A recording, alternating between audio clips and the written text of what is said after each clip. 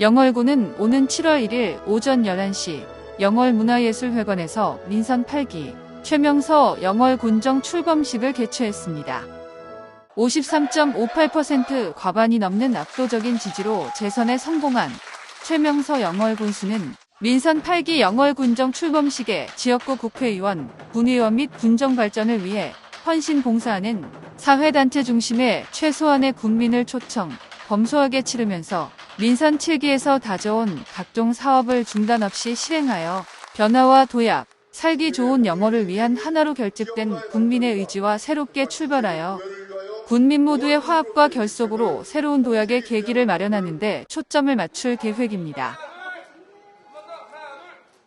최명서 영월군수는 7월 1일 새벽 환경미화원들과 함께 영월읍 내 청소를 첫 업무로 시작해 오전 10시 장릉과 충원탑을 참배했습니다. 하루의 시작을 청소를 통해서 깨끗하게 만들고 쾌적함을 국민들에게 주는 것이라면 저 민선 8기를 출범하는 저의 이 거리 청소의 의미는 그 안에 잘못된 관행을 개선하고 살기 좋은 영월을 만들어 나가겠다는 민선 7기의 초심을 계속해서 유지해 가겠다는 그런 의미가 담겨 있습니다.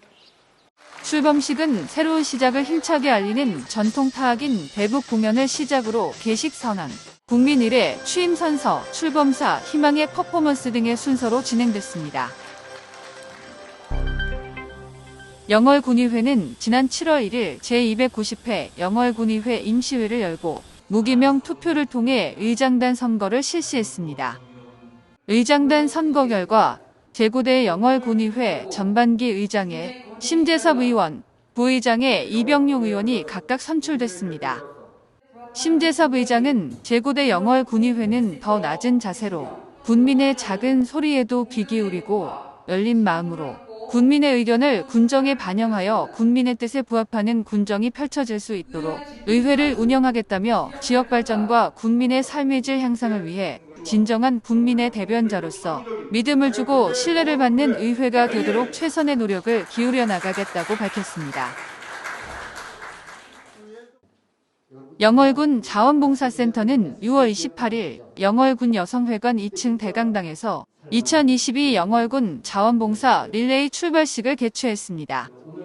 자원봉사 릴레이는 자원봉사 참여 분위기 확산으로 나눔의 문화를 정착하고자 봉사단체들이 릴레이 형식으로 봉사활동을 이어가는 의미 있는 활동입니다.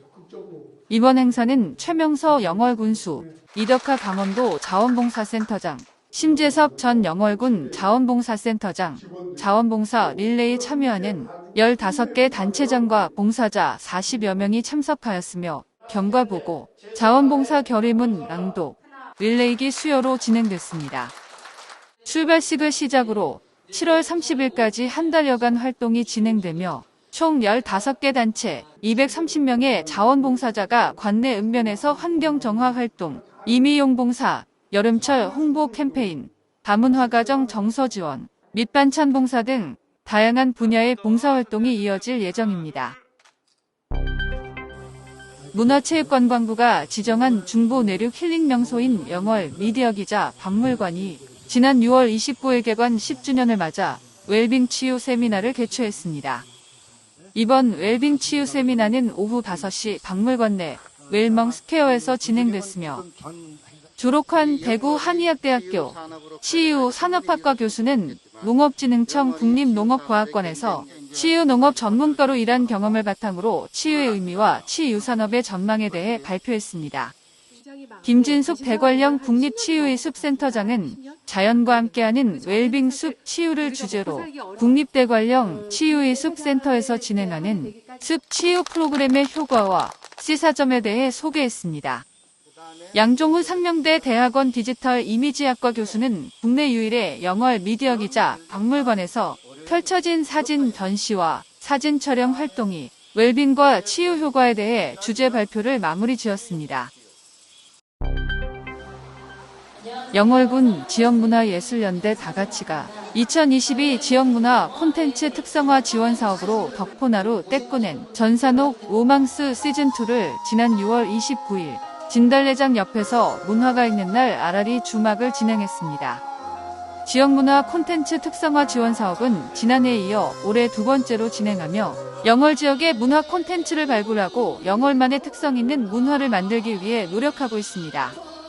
이날 행사에는 지역문화진흥원, 영월군수, 영월문화원 등 많은 주민들이 참여하여 동강의 마지막 떼꾼인 홍원도, 박창성 어르신의 떼꾼 아리랑을 들을 수 있었습니다.